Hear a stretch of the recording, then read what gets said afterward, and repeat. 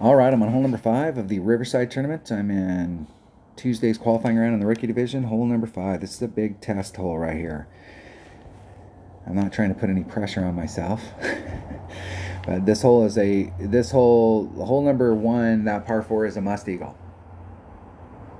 And in my opinion, this hole right here is a must eagle. The two traditional ways to go at it are either to lay up here and bring everything in your bag backspin, or to lay up over here and then you can run it in a little bit better. So I would bring everything over here as ball guide accuracy and bring a ball that's got side spin. You won't really need side spin on this shot, but on this shot you will definitely need side spin. Or you can take a max overpower hook shot, and I was using a katana, I believe. My ball guide, white ring completely in the sand, clear ring completely in the rough. That's where I started. I was taking the wind out, trying to land over here, trying to bleed myself up. Typically you land right in this area. You may overshoot it and end up in the sand or the rough, but typically you're right here in the front or right on the edge of the green. I tried yesterday a max curl shot with an APOC 5. And you can get this done with a lot of different clubs. It doesn't have to be an Apocalypse 5, but where you set it up and what ball you bring out is going to be different depending on the club that you bring. So you can do it with an upper developed rock. You've got pretty close distance. You may have to bring out, instead of a katana, you may have to bring out a bigger ball just to push your red line forward. But you've got lots of curl, just like in the 4.5 topspin should get you over. You'll probably end up being a little shorter. I don't know why you couldn't come out here with a bigger ball and bring a big topper, especially an upper developed big topper, one that's got the more curl the better. The more curl you have, the farther forward you can go. So let's say your red line was here. I have no idea where your red line is, but let's just say your red line was here. If you've got more curl, you can push forward, because the more forward you push, the steeper you make this angle. And so if you're up here, then the angle is going to be steeper to get over there. So the more curl you have, the farther forward you can go and still be able to get your curl to bring you down the middle. The less curl you have, the further you're going to need to be back in order to be able to make this angle. But you've got to be able to get your first bounce here and enough topspin on your club to be able to bridge the gap to get all the way over to this fairway. So if you bring out... So that's how that'll work. So if you want to play, let's say the biggest curl club that you have in your bag is a QB, and you wanted to try and do that shot, you'd want to be, there's a spot out here that's your optimal spot, that from that spot you've got enough curl to get over there, and from that spot you can hit here, first bounce, second bounce, you're in the fairway. And you have to see if you can create that optimal spot with your clubs and the balls that you have in your inventory. You may not be able to do it, so you may have to switch to a different club, or you may have to do the max overpower hook shot in order to get over, to try and get up into this area.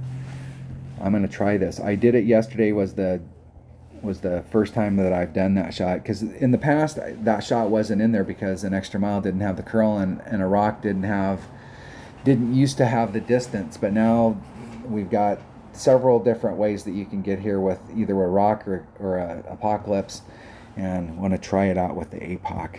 And it was a pretty easy setup yesterday. So APOC 5, katana. Second club doesn't matter. As long as I have my usual suspects in the bag, I should be fine.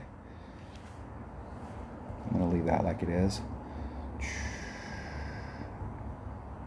That's all I need. So what I did yesterday was I pushed it to the red line. I was 2 rings of separation on the left-hand side between the rough and the fairway.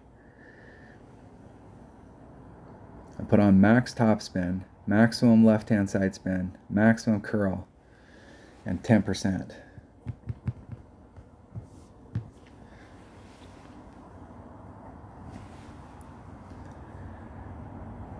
So up there where my opponent's at, same ball, max topspin, as much curl as I could get on after I put on the max topspin.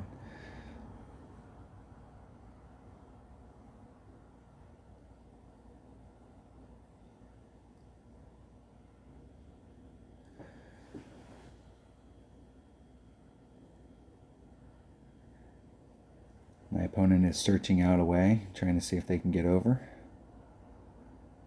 Hitting it perfect. Now, if you're going up to the front, you're going to need backspin clubs. This shot's much better with backspin clubs. I mean, you have a legit shot at it, but the cup is so close to the edge that you're going to have to stop it real quick. So max topspin, max side spin. 2 rings off at the red line. 2.2 is the wind. It's 2.45 divided by 1.5 is 1.61 rings. There's 1, 5, 6. Max curl. Hitting it perfect.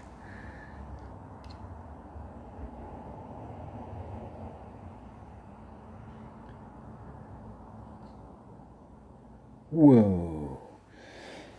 Just a little too much topspin. And you know, yesterday when I hit it, it was rolling out that way. I ended up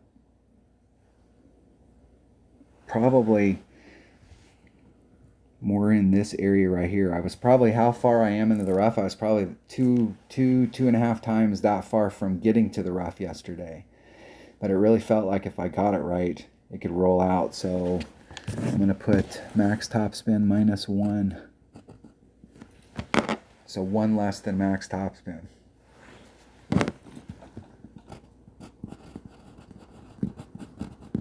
Making some notes. 1 less than max topspin.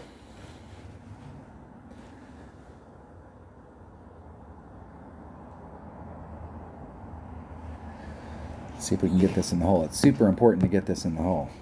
I don't like the fact that I'm taking it from the rough, but I can tell you that the rough shot's better than the shot from the other side.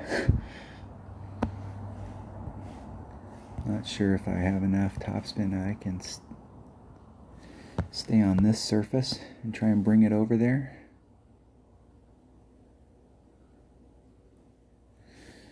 I'm gonna try and give myself a 2 out of 3 ain't bad.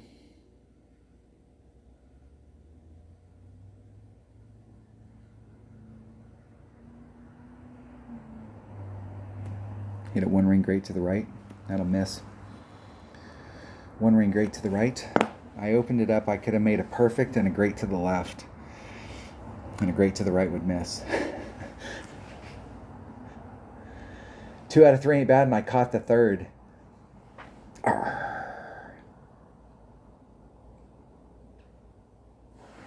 That's a hole we really want to pick up.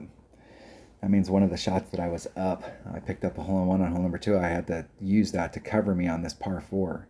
These par 4s are critical to get the eagle. And I think that shot right there is absolutely money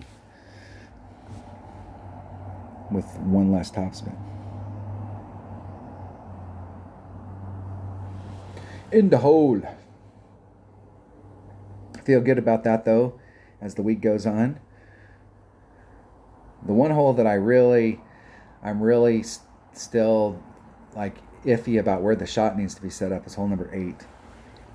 I caught it yesterday and I was on the green and made a putt, but I caught on the drive, it was a max overpower shot, and I caught a 2 ring great to the right and I still made it on the green. So going back and looking at it, it's a pretty narrow window. That was hole number 5 of the Riverside tournament and Tuesday's qualifying round in the rookie division. Thanks for watching.